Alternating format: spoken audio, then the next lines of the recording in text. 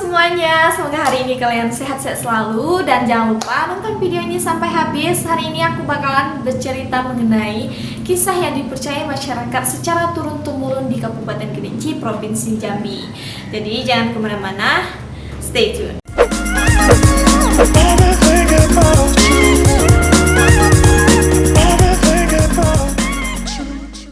Sebelumnya aku mohon maaf ya teman-teman jika dalam video ini terdapat suara-suara yang berisik seperti suara motor, mobil, ayam. Saya mohon maaf ya teman-teman.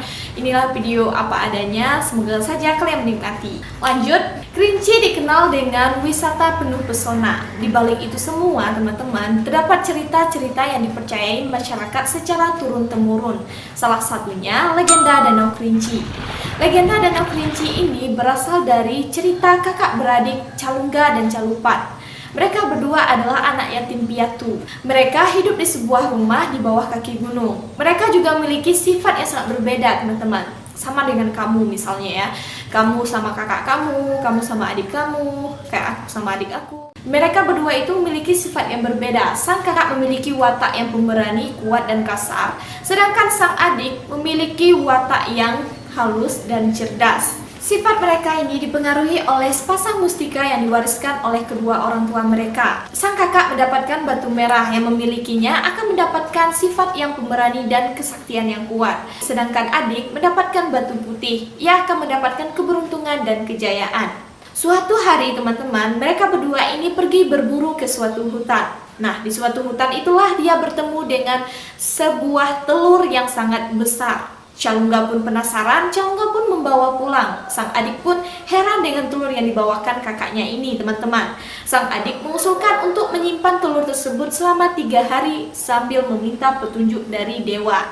Nah, karena sang kakak ini tadi penasaran dengan telur tersebut dan ingin merasakan rasanya gimana sih rasanya telur ini, apa berbeda dengan rasa telur biasa, jadi seperti itu. Dan ia pun secara diam-diam merebus telur tersebut ketika Calupat pergi memancing ke sungai. Calungga pun memakan telur tersebut hingga habis kekenyangan dan tertidur. Ketika sang adik Calupat pulang ke rumah, Calungga pun terbangun dari tidurnya dan ia merasakan haus yang amat sangat haus, teman-teman. Ia pun pergi meminum semua air minum di rumahnya. Dan masih saja hausnya tidak hilang, ia pun pergi ke sungai dan minum air sungai sepuasnya. Di situ dia meminum air sungai hingga mengering dan sekarang disebut dengan sungai kering. Keesokan harinya, Calupat pun pergi untuk menemui sang kakak. Ia pun terkejut melihat wujud kakak sudah berubah menjadi naga. Saat itu Calupat masih melihat kakaknya sedang minum air sungai tersebut. Calungga pun melihat sang adik.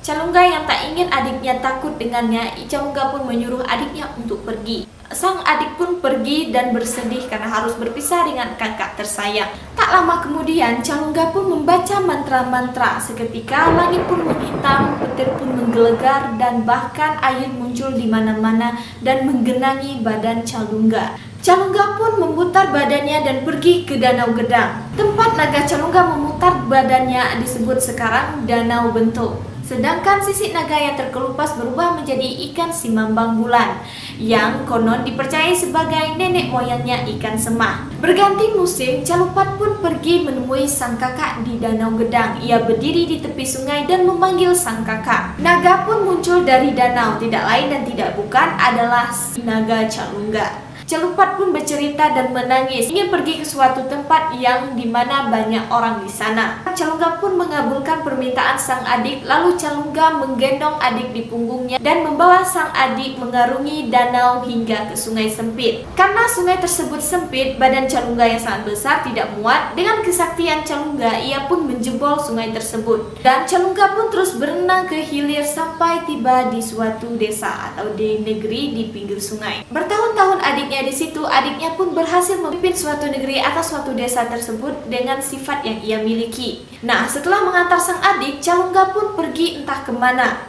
Karena saluran pelepasan jebol, air danau melimpah sehingga permukaan dataran surut dan terbentuklah dataran Kerinci. Sedangkan Danau Gedang telah berubah menjadi Danau Kerinci. Nah, sungai tempat keluarnya Naga Calungga ini disebut dengan Sungai Batang Merangin. Nah, itulah cerita dari legenda Danau Kerinci, teman-teman. Dari cerita tersebut kita bisa mengambil pelajaran bahwa kita tidak boleh mengambil sesuatu yang bukan hak milik kita, apalagi yang belum jelas asal-usulnya. Jika teman-teman punya kritik dan saran yang membangun, teman-teman bisa komen di bawah. Sekian video hari ini, semoga saja wabah corona ini cepat berlalu dan kita bisa beraktivitas seperti dulu. Sekian video hari ini, see you, bye-bye!